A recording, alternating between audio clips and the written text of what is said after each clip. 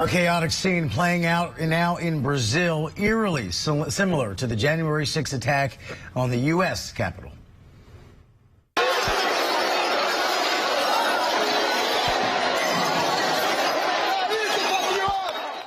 Supporters of the country's former president, Jair Bolsonaro, stormed government buildings on Sunday after refusing to accept his re-election loss. President Biden went on Twitter condemning the violence, saying, quote, "The will of the Brazilian people must not be undermined."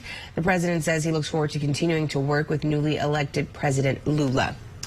Lindsay has more on the situation still unfolding in that country. Hey, Lindsay. Hey, Rob. Authorities in Brazil say they have restored order in the capital this morning and that they have tightened security there. The President Lula there describing the events as barbaric and vowing to punish those involved.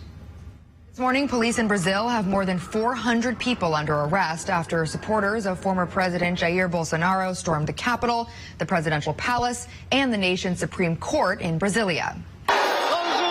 Some of the images emerging this morning are disturbingly similar to the U.S. Capitol insurrection on January 6th. Rioters stormed past police, smashing through glass doors to enter the Capitol.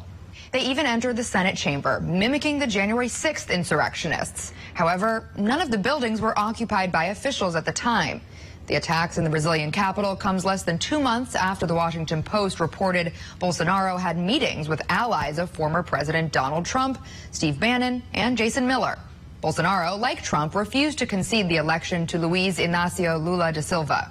Pro-Bolsonaro protests have been going on since the election back in October when Lula narrowly defeated Bolsonaro. He was sworn in a week ago. In the months leading up to the election, Bolsonaro sowed doubt about the reliability of the nation's electronic voting system without any evidence. U.S. lawmakers are voicing support for Lula in the wake of the riots, and some, such as Congresswoman Alexandria Ocasio-Cortez, want Bolsonaro kicked out of the U.S., tweeting that the U.S. should cease granting refuge to Bolsonaro in Florida. The U.S. can revoke a visa for any reason, according to Reuters, but Bolsonaro's situation may be more complicated because he entered the U.S. on an A1 visa, which are reserved for heads of state. Normally, an A1 visa is canceled once the holder leaves office, but Bolsonaro came to the U.S. before his term ended. Bolsonaro denounced the riots in a post on Twitter. A judge in Brazil then ordered the military to dismantle any camps of Bolsonaro supporters in the country within the next 24 hours.